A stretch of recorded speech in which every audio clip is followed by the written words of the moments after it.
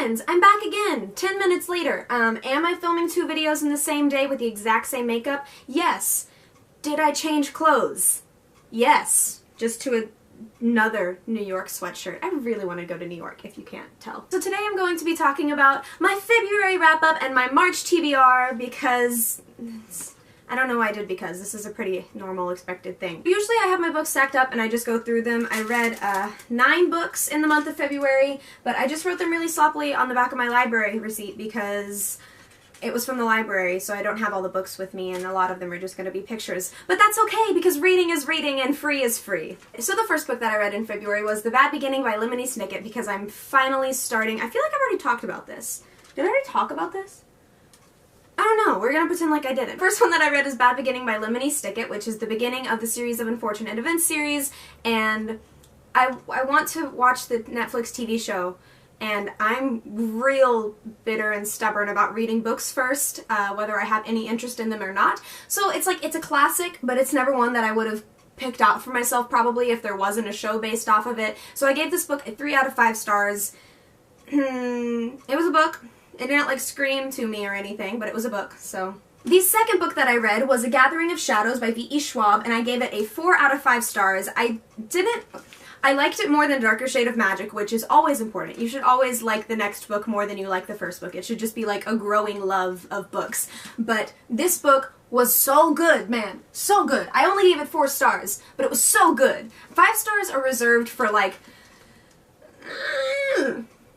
And I didn't quite get that feeling with The Gathering of Shadows. So this book is the second book of a Darker Shade of Magic series, so I can't really say much about it, but the characters are incredible, and the plotline is incredible, and the writing's incredible, and I said incredible wrong. Can you tell that I took Pierre Ford's idea for a bookmark mug?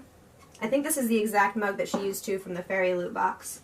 I'm sorry, no copyright intended. Shout out to Raven Firewind for letting me know that I was pronouncing words wrong. I really, really appreciate it in a completely non-ironic way. Like, I really appreciate it. So thank you. So The Archived and The Unbound by V.E. Schwab are 2 more books that I read. I gave both of them 4 stars, and I'm not patiently waiting for the third one. The third one should be coming out. I think she said she had an outline for it, but she's also finishing Our Dark Duet right now, and then she has a middle grade series planned.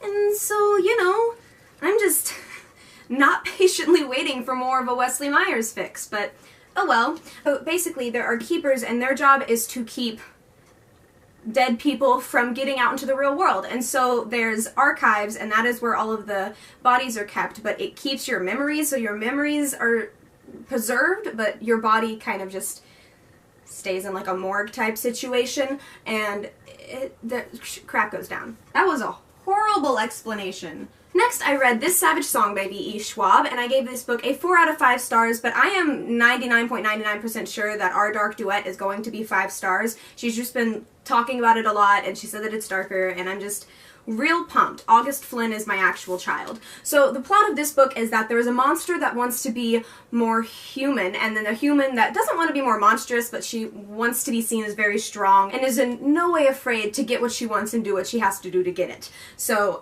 2 of my favorite characters of like all time, and they just mean a lot to me, and shout out to Victoria Schwab for mating. That's a Sarah J. Maas thing. Shout out to Victoria Schwab for just making like so many characters that mean the world to me. So this is absolutely no romance in this book, just a wonderful friendship and allyship, frenemyship. I'm such trash right now. I'm always trash. Why do I say that in every video as if it ever changes? Next, I read The Hating Game by Sally Thorne, and it didn't live up to my expectations of it, so it got 4 stars rather than 5. Why did I just turn into like a real Texan? But I did really enjoy the characters and the storyline, and the witty banter and the dialogue was just extremely beyond entertaining. But I did like that there was like more of a storyline behind it. It wasn't just kind of witty romance. It wasn't just an enemy to lovers relationship, even though it was, and that part was absolute gold. But there was more of a backstory to each one of the characters and why they do the things they do. If you're looking to get more into the new adult genre, definitely a very good book to check out. The next book that I read was Shatter Me by Tahereh Mafi, and the thing about this book is that it is like the epitome of 2011, 2012, 2013 YA trilogies. It is just, it's dystopian, there's a love triangle, there's like a strong girl that doesn't quite know that she's strong, and it's just, it is a 2012 YA dystopian novel, but I have been told to hold out until the next couple of books. So this book got a 4 out of 5 stars for me. I did really enjoy it. It was just very tropey, but I still did enjoy it. And I heard that the writing was difficult to get into, but it didn't feel difficult to get for me, you know what I mean. But I did really like the main character, and I liked how she viewed the world, so 4 out of 5 stars. Next, I read The Reptile Room by Lemony Snicket, and I also gave this one a 3 out of 5 stars. I didn't like it as much as the first one, so I don't know why it got the same rating. I just didn't hate it. It was just kind of there. My issue with this series is that I will read this entire series strictly out of spite. And I don't know if, like, his goal of writing the books is to make people not want to read it. Like, the systematics behind this entire series is just very complex, so I'm trying to just, like, put it out of my mind, and I will read all 13 books because I'm just that bitter. So even if I, like, hate every single book, I'm just gonna keep reading it because I don't make any sense to myself. But I don't hate it. I just don't love it as much as, like, so many other books. And maybe it's just the writing style or not even the plot. Like, I read a lot of sad books. I think it's just more annoying. Like, this villain is just very annoying.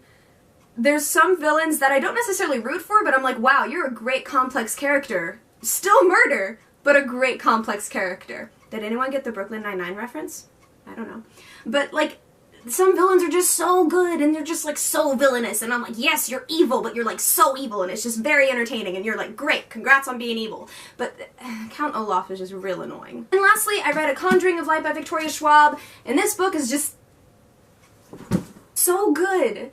Like, the only trilogy that I've read that have ended with, like, such incredible endings was maybe even The Darkest Minds, but, like, this book is definitely above The Darkest Minds ending. I'm in awe that a trilogy ended in the way that it did, in such an amazing way, because trilogies don't end well. It's not a thing for trilogies to end well. Just kidding. Clockwork Princess and this are kind of pretty even on skill level of ending a trilogy. But just the characters and the way that it wrapped up and the plot, and I really can't say anything about this book because it is a 3rd book in the series, but if you have not read The Darkest Shades of Magic, I can't even get my words together right now. If you haven't read it yet, read it, please. For me, for yourself, for your animals. Next I'm going to be talking about all of the books that I want to read in March, so we're going to speed through the TBR pretty quick. So first I have Plunder and Deceit. Interesting story, real quick. I know I said I was going to be quick, but this is going to be quick. I was given this by a customer where I work at, and he gave this to me like, oh man, months and months and months ago, and I just kept reading books that I want to read more. But I don't have like a set March TBR, so I was like, I'll just throw this in there. And I feel really bad because if someone gives me a book, like, I want to read it. I promise you I do. It's just, you know, I'm interested, but I'm not the most interested that I could be in anything that I've ever read. And it's Plunder and Deceit. I don't know if I already said that. And it says, big government's exploitation of young people in the future. But my thing is, like, the government exploits everything. Like, why are we just specifying young people in the future? Like, it's the government. Did you learn about government in school? Did you have an honest teacher when you were learning about government in school? So the next 2 books that I want to read in March are, do I have it right? Unravel Me and Shatter Me, both by Tara Mafi, continuing the Shatter Me trilogy. Not much to say about these, continuing the Shatter Me trilogy. And then next, of course, I want to read Unite Me, because even though it's just a novella set, I want to read everything in every series that I ever read. So I believe that these 2 novellas are bridging the gap in between Shatter Me and Unravel Me and Unravel Me and Ignite Me. So this is just like a bridging novella, which, you get it? Unites? And then next, of course, I'm going to be reading The Wide Window or Disappearance by Lemony Snicket, the 3rd book in the series of Unfortunate Events, 13-book series, you know, reading out of bitterness. It's not that they're not interesting to me anymore, they're just, I don't know, give me a weird, creepy feeling when I read them. And next, I want to read King's Cage by Victoria Aveyard, because while The Red Queen is not one of my favorite series in the entire world, it's still very entertaining, and I have zero idea of my TBR for the month of March, so we're just kind of picking and choosing. This is completely a loose TBR. I'm not sure if any of these books are actually going to stick, but I'm 99% sure that this one will, because I like continuing series, and continuing series will always be closer on my TBR than starting a new series. So I guess I'm blessed and that sense, that I don't, like, I'm not one of the people that just starts random series and then has, like, 6 unfinished series, unless they're, like, unfinished. But aside from that, I just like being too organized to just start multiple series. So yeah, King's Cage, it's the 3rd book. The glass sword ending is such a tropey ending, but it's one of my favorite tropes, so I don't care at all. I'm super entertained and excited. Another book that Raven Firewind told me I was pronouncing wrong was Scythe. Scythe? I think I'm saying it right now. I don't know. My friend got this for me when she went to the Neil Shusterman signing. I mean, I paid for it, but like she went and got it signed for me. And so I talked about this one also in my book haul. I realize I'm reading a lot of book haul books, but basically, I have no idea what this book is about. I just realized. The Ruler of Death. So, as you can see, my March TBR is a mess to represent me as a human being, but I hope you enjoyed this video for today. I hope you have a wonderful day or night or whatever time it is, wherever you are, and thank you for watching. Also, just talking about meeting Victoria Schwab and going to her book signing and all of that fun stuff.